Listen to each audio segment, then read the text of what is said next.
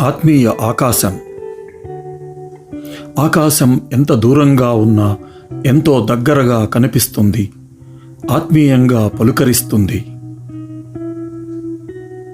ఆకాశానికి హద్దులు లేవు, ఇరుకు సరిహద్దులు లేవు. తన మన పర భేదం లేదు. కులమంటే తెలియదు, మతమంటే తెలియదు. ఎంతో విశాలమైనది, విశాల హృదయం కలది. భూలోకానికి ప్రకృతి వరమది, మన అందరి కలల వారధి.